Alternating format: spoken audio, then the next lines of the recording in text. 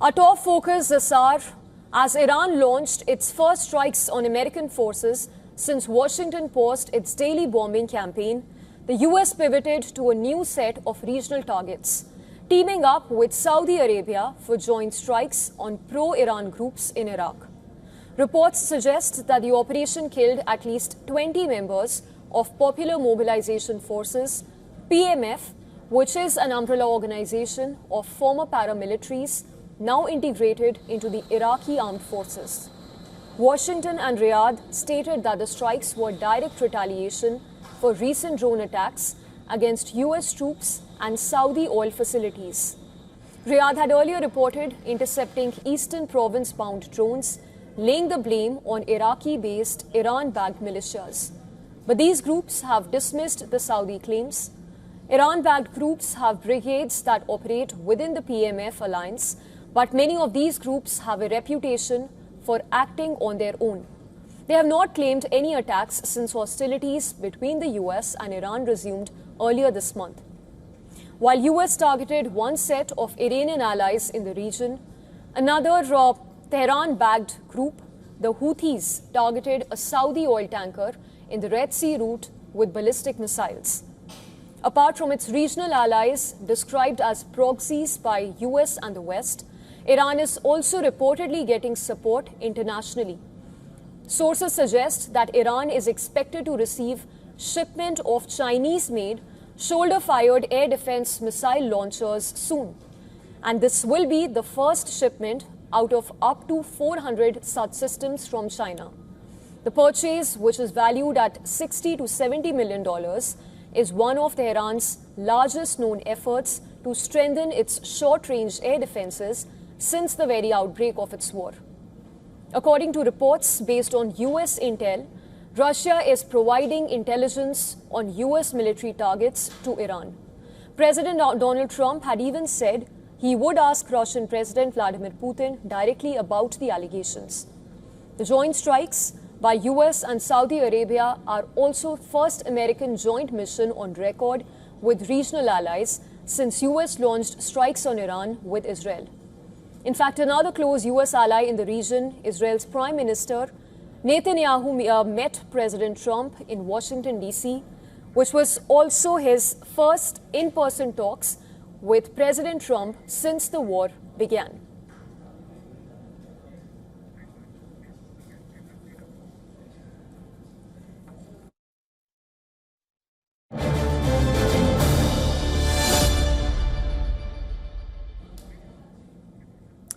And to take this forward, to discuss the latest situation in West Asia, joining us on the broadcast is James Marlowe. He's foreign and defense analyst. He's also an expert in West Asia affairs. Also joining us live from London itself is Piotr Kurzin. He's former UN and World Bank official. He's also an economist and a geopolitical expert. Let's first go across to Mr. Marlowe, coming across to you first. The question I want to ask you is, do you think has Iran realized that relying on regional proxies alone will not serve purpose, and that for a full throttle backing, it would require the support of Russia and China? Well, I think it's been well known for some time that there has been an axis, not an official pact, but an axis between China, Russia, Iran, and even North Korea has been involved in that. There are various different reports that have come out over the last couple of weeks. So I think a lot of these reports are true.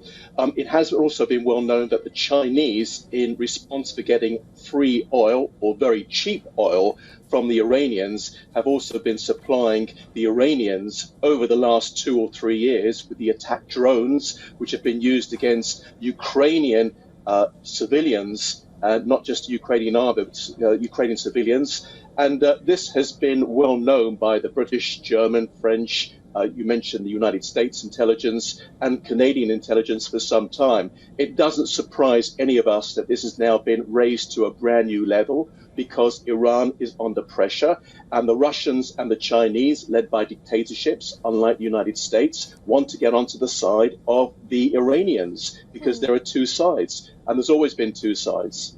Yes, I'll go across to Curzon. Mr. Curzon, would you agree with what Mr. Marlow had to say, that strategic alignment is very important at this juncture, and also, as reports suggest, that Iran is expected to receive shipment of Chinese missiles soon, and this could be one of the 400 such systems that it would be receiving from China, if reports are to be believed?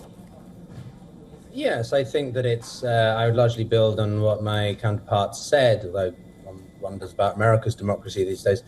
The Chinese are always slightly different in this regard. They are more tacit in their support. We can look back at early days of the Russian war against Ukraine in the form of non-lethal aid.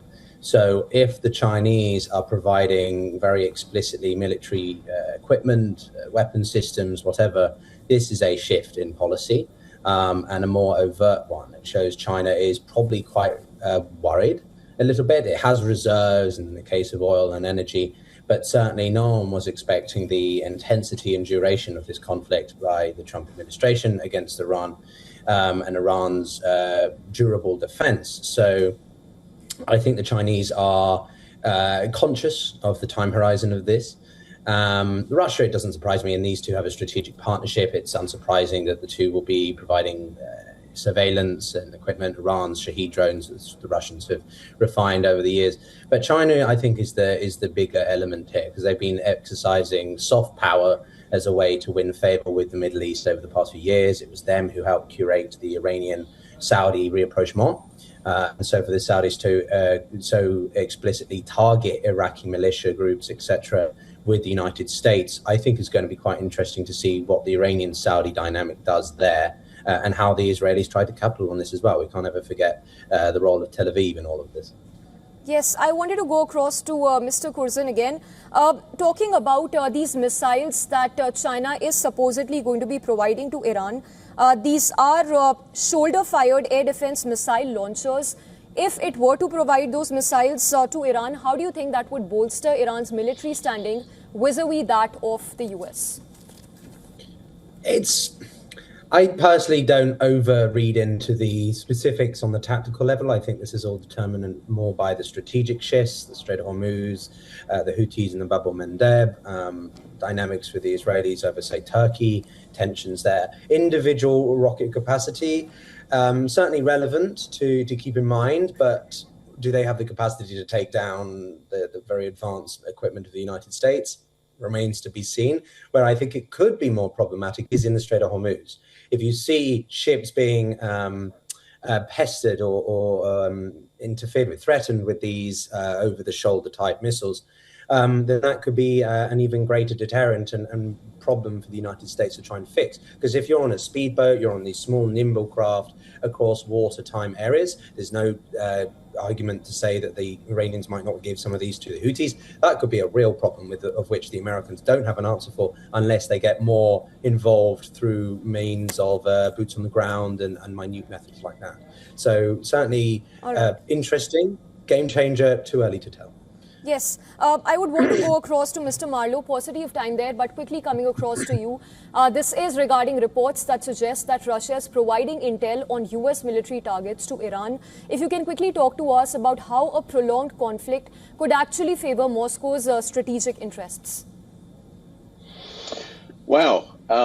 The Russians, of course, have been fighting the Ukrainians for coming up, it's in its 5th year, and that doesn't seem to be any chance of ending. This, of course, Putin was always referred to by Donald Trump as a good colleague, a good friend. He respected him very, very much. And now, of course, Donald Trump has heard these words. He says that he's going to ask Putin directly whether this is true or not. But as far as the Iranians are concerned, and specifically the IRGC, well, we know that they certainly have more support outside of Iran than inside of the Iranian regime or the Iranian country, which, of course, is made up by about 93 million people. You have a huge support network for the Iranian regime inside Iraq, of course. Hezbollah, Lebanon, of course, they're still being hit by the Israelis simply because they're just trying to be pushed away from the Israeli northern border.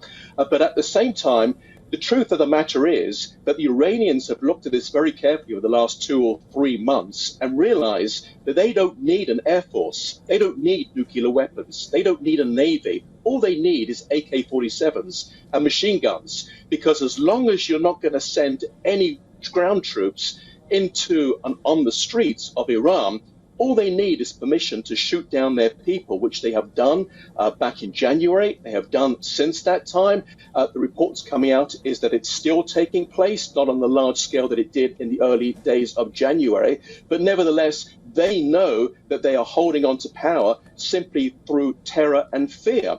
And as long as you have these proxies around that are also supporting this regime, then there doesn't seem to be any foreseeable sign that this regime will fall. Eventually it will. All regimes, all brutal, murderous regimes do fall, and I can see this happening. Whether it takes place within the next 12 months or 5 years or 10 years remains to be seen. Yes, point taken, Mr. Marlow. We'll have to leave the discussion at that. But also to mention here that the surprise attack on part of Iran came at a time, in fact, right after Netanyahu met President Donald Trump. We'll have to leave it at that. Appreciate you speaking to WION. Thank you. Thank you.